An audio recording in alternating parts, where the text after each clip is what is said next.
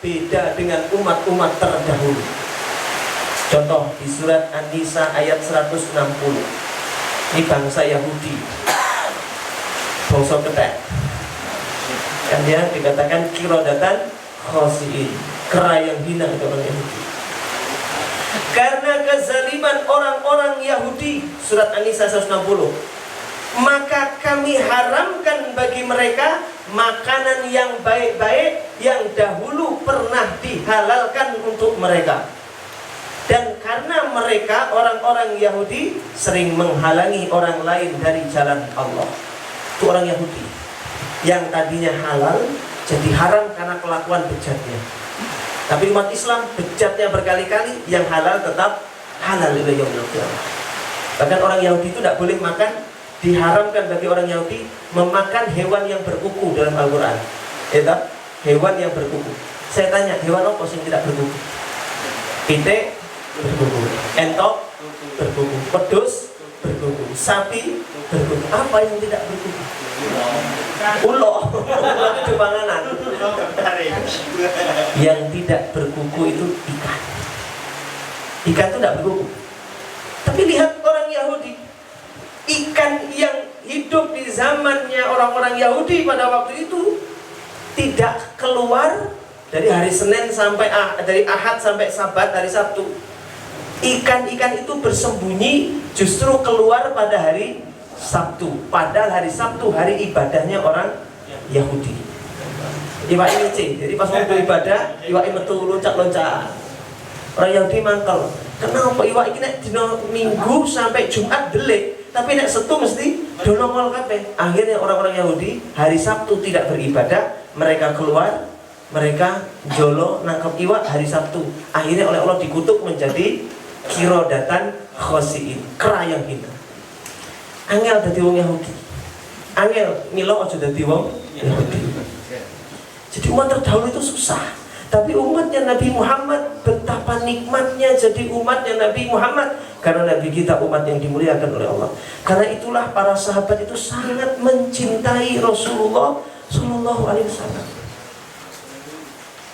Sangat cinta. Kenapa? Tahu syaratnya masuk surga sama Nabi Muhammad adalah cinta. Gak mungkin kumpul sama Nabi Muhammad di surga kalau tidak punya cinta. Almar'u ma'aman ahab. Orang itu akan dikumpulkan, kata Rasulullah, bersama dengan orang yang dia cintai.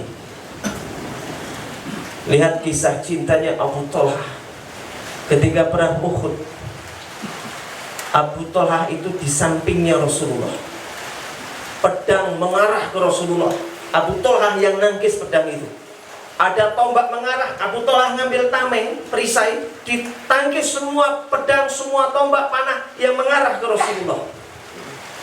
Kata Abu Thalhah, ya Rasulullah, nahratu nahri ya Rasulullah. Sebelum lehermu, biar leherku dulu yang terpotong ya Rasulullah.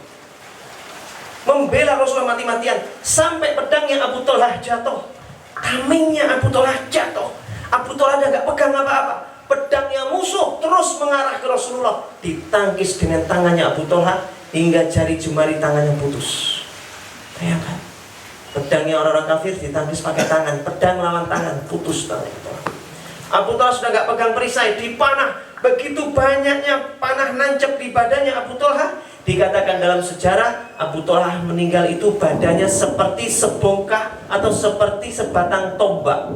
Saking banyaknya panah nancep di tubuhnya Abu Thalhah. Begitu lihat sahabatnya gugur, begitu melihat sahabatnya Rasulullah syahid di medan jihad, apa kata Rasulullah? Wajabat lahu, wajabat lahu, wajabat lahul jannah. Wajib baginya adalah surganya Allah Subhanahu wa taala. Saat itu Abu Qatadah melihat panah itu mengarah ke Rasulullah. Rasulullah itu lengah. Panah itu mengarah ke Rasulullah. Abu Qatadah melihat panah mengarah ke wajah Nabi. Abu Qatadah itu loncat menangkis panah itu, tidak dengan tameng, tidak dengan perisai, dengan pedang. Panah itu yang mengarah ke Rasulullah ditangkis dengan wajahnya Abu Qatadah sampai matanya sebelah kanan tembus. Kalau bola matanya keluar, jatuh Abu Qatadah.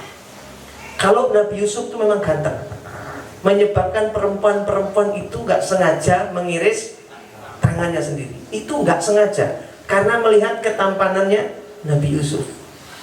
Tapi Nabi Muhammad, orang yang melihat Nabi Muhammad secara sengaja memberikan lehernya untuk Nabi Muhammad, secara sengaja menyerahkan badannya, tangannya, kakinya, semuanya untuk membela Nabi Muhammad SAW. Itu secara sengaja, tidak sengaja, tapi secara sengaja.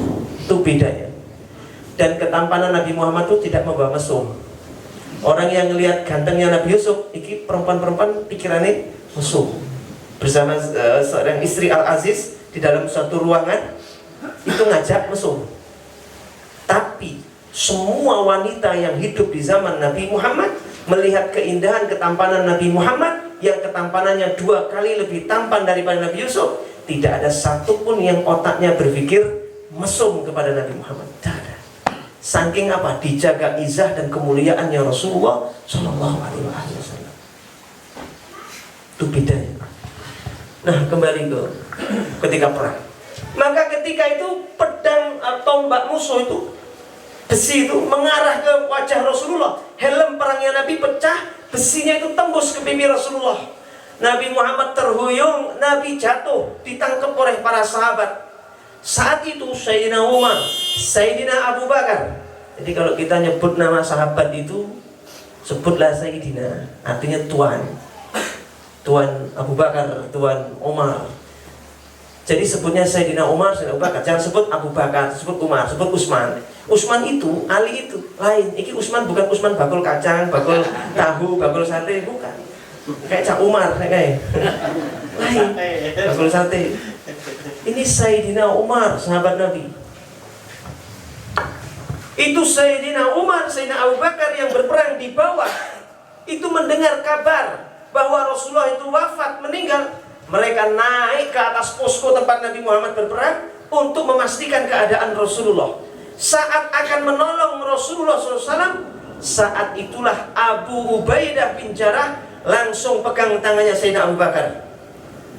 Kata sahabat Abu Ubaidah, ya Abu Bakar, mundur ya Abu Bakar. Engkau dulu pernah hijrah bareng sama Nabi Muhammad. Engkau dimuliakan oleh Allah karena menemani Rasulullah hijrah dari Mekah ke Madinah. Sekarang gantian, aku ingin dapat kemuliaan itu. Aku ingin bersama dengan Rasulullah SAW. Sayyidina Abu Bakar suruh minggir. Lalu sahabat Abu Ubaidah ada di samping Nabi Muhammad, dipeluknya Nabi Muhammad. Dilihat Nabi Muhammad yang sudah bercucuran darah karena besi itu nancep di wajahnya Nabi Muhammad Sallallahu Alaihi Wasallam. Itu darahnya Nabi Muhammad bercucuran. Wajah Nabi Muhammad penuh dengan darah. Masya Allah. Saudaraku yang dicintai Allah, begitu lihat besi nancep saking kuatnya, mau ditarik pakai apa? Pakai tangan, nanti sakit. Dijepit pakai besi, takut kayak tang gitu, takut sakit.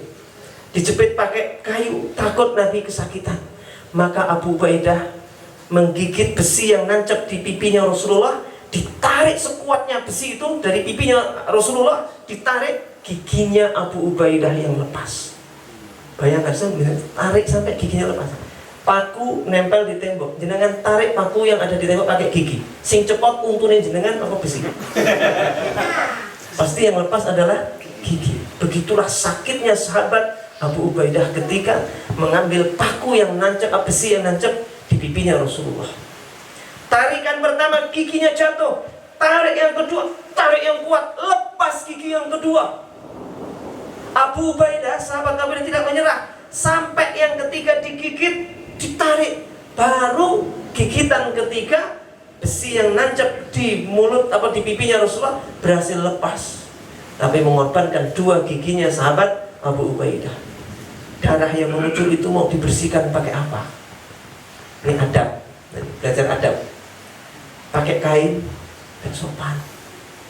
Ngelap darah pakai tangan, dan sopan. Maka sahabat Abu Ubaidah mendekatkan bibirnya ke wajah Rasulullah, dijilati darahnya Nabi Muhammad. Dibersihkan pakai bibirnya Abu Ubaidah sampai wajah Rasulullah bersih dari darah. Sebagian darahnya ditelan oleh sahabat Abu Ubaidah. Kata Rasulullah, ya Abu Ubaidah, muntahkan darah itu, muntahkan darah itu. Kata sahabat Abu Ubaidah, tidak ya Rasulullah, tidak ya Rasulullah, tidak ya Rasulullah. Maka apa kata Rasulullah?